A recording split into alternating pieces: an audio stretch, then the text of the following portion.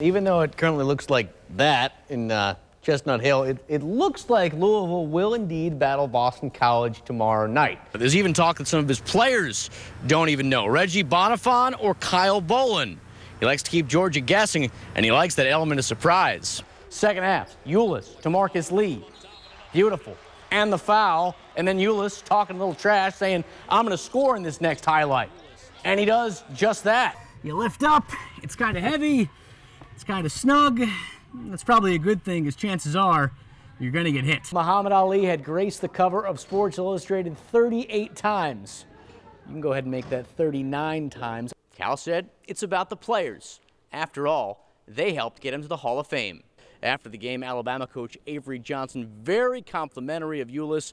He said Ulis has what it takes to play in the NBA. All week long, Rick, we've heard about how the greens are soft. This water is going to make things even softer. How does that benefit a guy like Rory McIlroy, who's now 6 under?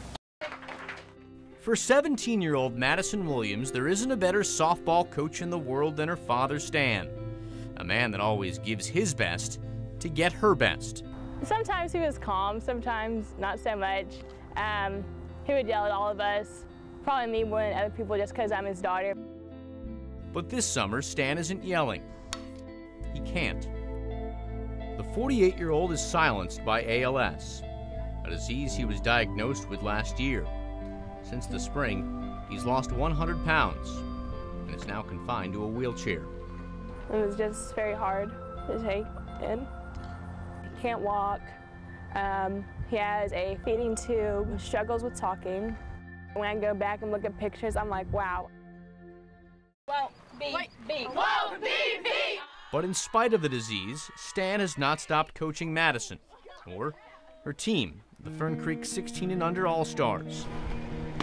Stan communicates to his team through text messages and through a special computer program. He no longer has control of his body, but he still has a say in what his team does on the field.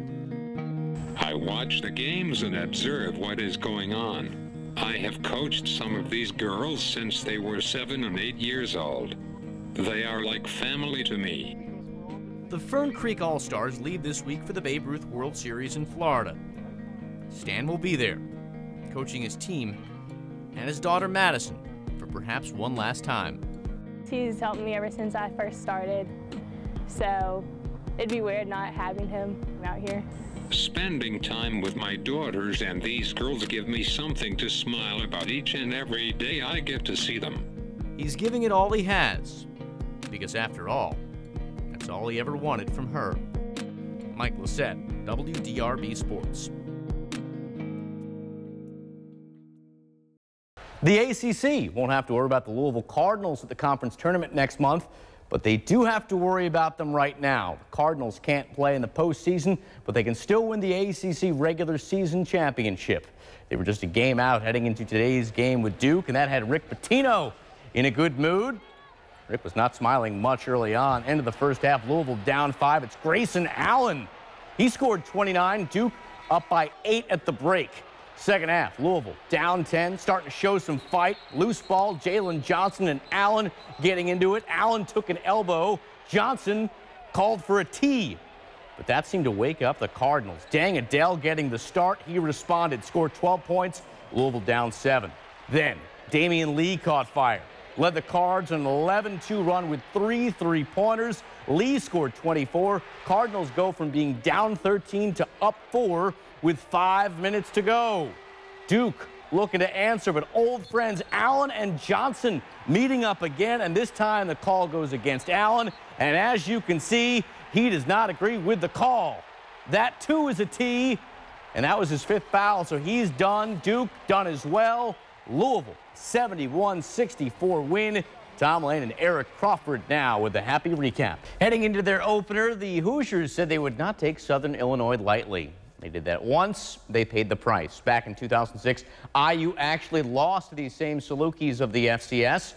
Surely lightning can't strike twice, right? And at the Memorial Stadium, Kevin Wilson suspended 9 players earlier in the day for, quote, not living up to the responsibilities of the program. A rough morning followed by a rough afternoon. First half, IU up 7-3. Salukis blocked the punt, scooped up by Kenny James in the end zone for a touchdown. Southern Illinois would lead by as many as 11 in this one. But the Hoosiers would rally. Fourth quarter, tie score. Nate Sudfeld going long, finds Ricky Jones, a 71-yard gain. It would set up a Jordan Howard 1-yard touchdown. Indiana goes up 48-41. Still plenty of time left. Southern Illinois coming right back. Mark Ionati, a wonderful game, finds Jimmy Howard here for his 4th touchdown of the night, 48-47. Salukis have nothing to lose on the road. Go for the win. Go for 2. Ionati trying for the end zone, but the Hoosiers defense stepping up at exactly the right time. There's your ball game. Kevin Wilson, exhale. Hoosiers survive 48-47, the final score.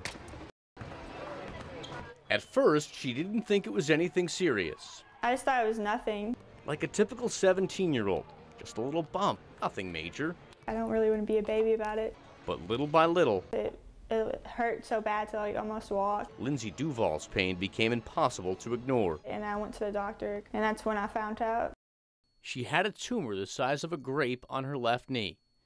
It was devastating news. Lindsay was ranked by ESPN as a top 10 player in the class of 2017. She had planned to sign with Kentucky. Now, doctors were signing off on her career. I mean, I was just shocked because it's like something I loved got took away from me. The doctor was very straightforward with the information. He started mentioning that there was a potential that, and if it spread, that she may have to lose a limb. It was very depressing that day. 3 long hours. That's how long it took for doctors to remove Lindsay's tumor. And there was good news. Said it was a completely different tumor than they anticipated. Feels very confident that they had got everything that they needed to, and that it's kind of mapped out a plan for her. That plan included a return to basketball. So, months after being told there was a chance she would never play again, Lindsay was back on the court. It was the best feeling ever.